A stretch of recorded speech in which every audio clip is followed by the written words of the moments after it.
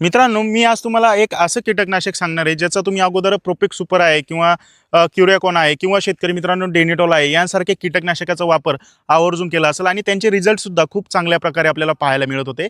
परंतु एक नवीन कीटकनाशक आलेलं आहे, नवीन कॉम्बिनेशन आहे, सेम टेक्निकल घटक असलेलं कोणत्याही कंपनीच्या औषधांचा तुम्ही फवारणीमध्ये वापर करू शकता. तर राम मित्रांनो, मी तुमचा मित्र विशाल सर्वप्रथम या व्हिडिओमध्ये आपले सर्वांचे मनपूर्वक सहर्ष स्वागत करतो.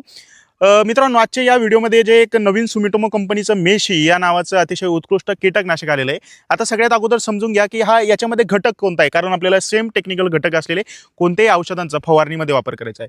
मित्रांनो, याच्यामध्ये आपल्याला प्रोपेनोफॉस 50% आणि त्याच्यासोबतच फेनिओपरमिथ्रिन आपल्याला 5% असे दोन घटकाचं एकत्रित कॉम्बिनेशन तिथं पाहायला मिळतंय. मित्रांनो, हे जे प्रोपेनोफॉस आहे तर हे ऑर्गेनोफॉस्फेट ग्रुप गटातील एक कीटकनाशक आहे. आता ऑर्गेनोफॉस्फेट गटामध्ये क्विनॉल फॉस आहे, प्रोपेनोफॉस आहे किंवा क्लोरोपायरीफॉस आहे, यांसारख्या कीटकनाशकांचा समावेश होतो.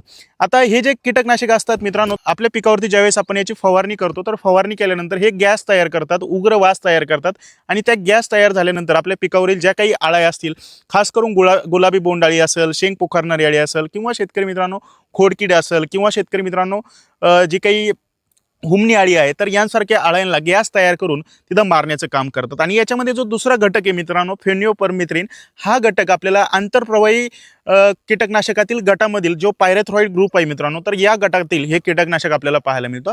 याचा सुद्धा मित्रांनो बोंड अळी असेल किंवा ज्या अळ्या असतील तर त्याला नियंत्रण करण्यासाठी आपल्याला लेबल क्लेम असल्याचं पाहायला मिळते. मित्रांनो, हे जे मेशी आहे तर याचा फवारणी केल्यानंतर आपल्याला सगळ्यात अगोदर समजून घ्या की याचा वापर कसा करायचा आहे. जर तुमच्या शेतामध्ये खोडकीड आहे, हुमणी अळी आहे, यांसारख्या अळ्यांचा प्रॉब्लेम असेल तर तुम्ही याचा ड्रीपनं सुद्धा वापर करू शकता 500 मिली प्रति एकरासाठी. किंवा शेतकरी मित्रांनो, तुमच्या पिकावरती शेंग पोखरणारी अळी आहे, त्याच्यासोबतच गुलाबी बोंडाळी आहे किंवा पान खाणाऱ्या अळ्या असतील, जो काही कोळी असतो तर कोळीवर्गीय जे काही पिवळा कोळी आहे किंवा लाल कोळी आहे, याला नियंत्रण करण्यासाठी, पांढरी माशी नियंत्रण करण्यासाठी, त्याच्यासोबतच थोड्याफार प्रमाणामध्ये जो काही थ्रिप्स आहे तर याला नियंत्रण करण्यासाठी या कीटकनाशकाचा आपल्याला रिझल्ट भेटलेला पाहायला मिळणार आहे. आता सगळ्यात महत्त्वाचं याचं प्रमाण किती आहे मित्रांनो, तुम्ही प्रति 15 लिटर फवारणी पंपसाठी फक्त 30 मिली या औषधाचा वापर करायचा आहे.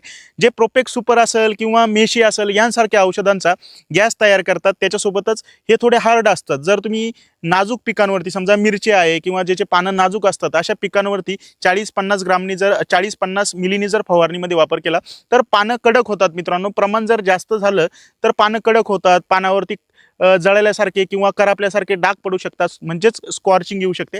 त्याच्यामुळं प्रोपेक सुपर असेल किंवा मेशी असेल यांसारख्या औषधांचा आपल्याला 30 मिली जास्तीत जास्त 15 ते 20 लिटर फवारणी पंपसाठी फवारणीमध्ये वापर करायचा आहे. ड्रीप असेल तर 500 मिली डायरेक्ट सोडून द्या. खोडकीड किंवा त्याच्यासोबतच हुमणी अळी यांसारख्या अळींवरती आपल्याला खूप चांगल्या प्रकारे रिझल्ट या औषधाचे तिथं भेटलेले पाहायला मिळणार आहे. तुम्ही मागच्या वर्षी याचा वापर केला होता का, याचा रिझल्ट कसा आला, व्हिडिओच्या खाली कमेंट करायला विसरू नका. हा व्हिडिओ जास्तीत जास्त शेतकऱ्यांच्या व्हॉट्सअप ग्रुपला सुद्धा शेअर करा. तोपर्यंत राम.